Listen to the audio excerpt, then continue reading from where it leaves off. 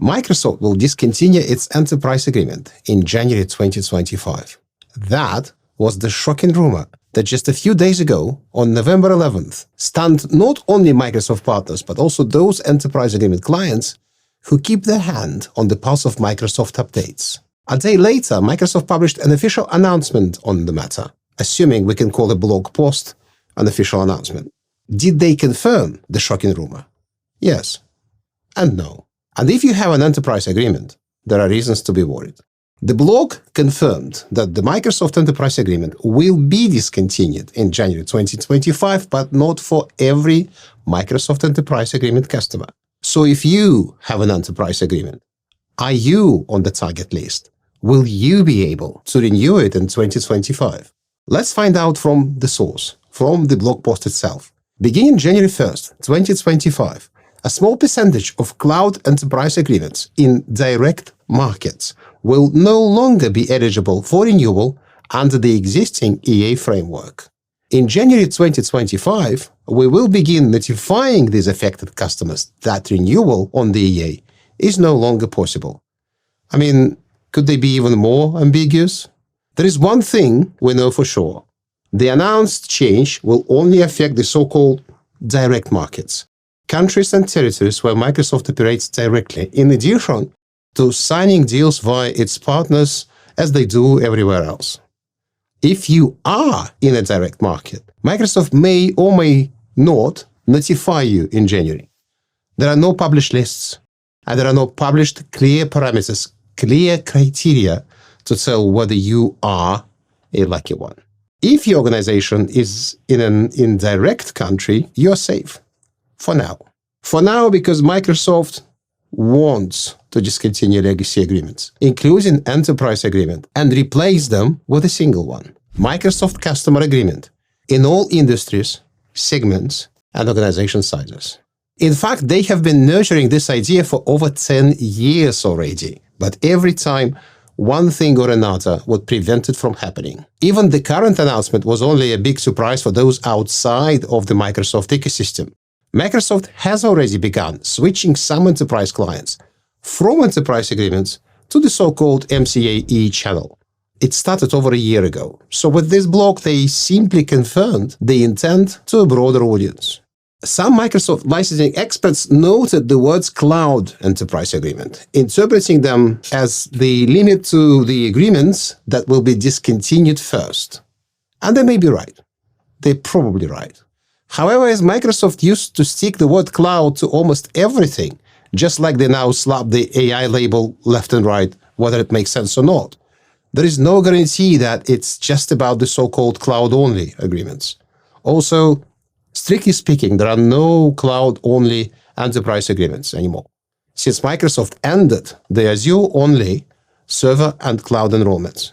In a broader sense, they could mean the EAs containing only Microsoft Online services like Microsoft 365 and Azure.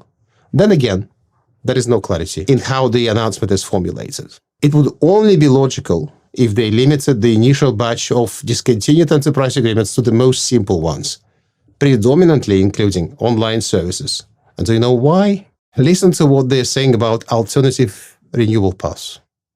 For enterprise customers, the Microsoft Customer Agreement for Enterprise, MCAE, the digital evolution of the traditional EA, will provide the optimal, streamlined solution.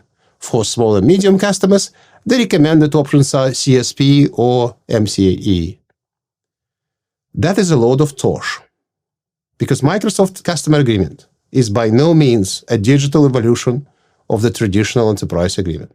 In an enterprise agreement, you can buy the so-called perpetual licenses, considered CAPEX, capital expenditure, with the compulsory software assurance subscription on top of the perpetual licenses. Then every 3 years, you could renew software assurance, just software assurance, at a fraction of the cost of a new license.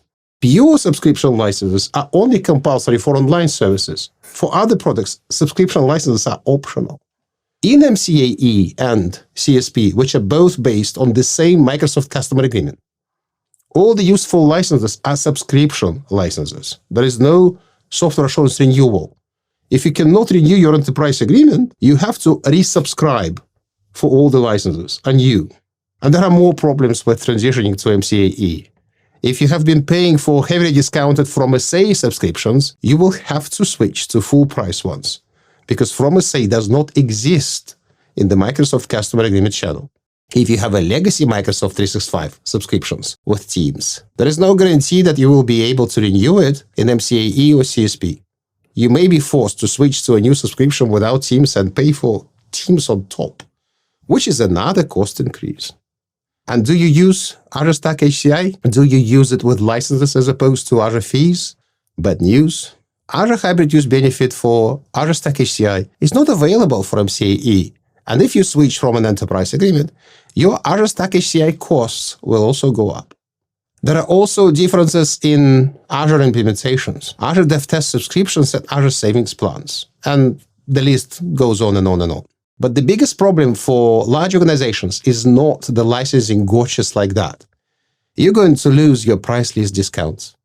If you have a current enterprise agreement, and if you have over 2,400 employees, you should know that over that size, Microsoft Enterprise Agreement has predefined discounts, the so-called levels B, C, and D. Those discounts are guaranteed even without a negotiation. They're just in the price list. CSP and MCAE channels don't have the programmatic discounts. The price is the same, regardless of the size of the deal. I'm sure Microsoft will be willing to ease the transition, and you may get a nice discount when switching to MCAE for the first time. However, firstly, you will have to negotiate it down from the unified recommended retail price. And secondly, there is no guarantee you'll get the same discount at the next renewal. Regardless of your size, or whether you are in a direct market or not, 2025 is the time you need to start preparing for the inevitable end of life of the Microsoft Enterprise Agreement. It may not happen to you in 2025, it may not even happen to you in the following couple of years, but considering the current developments, it may happen sooner than you expect. If you don't want to be caught off guard and want to learn all the necessary things to make the switch from EA to MCA as painless as possible, begin by watching this video and follow our channels for future updates.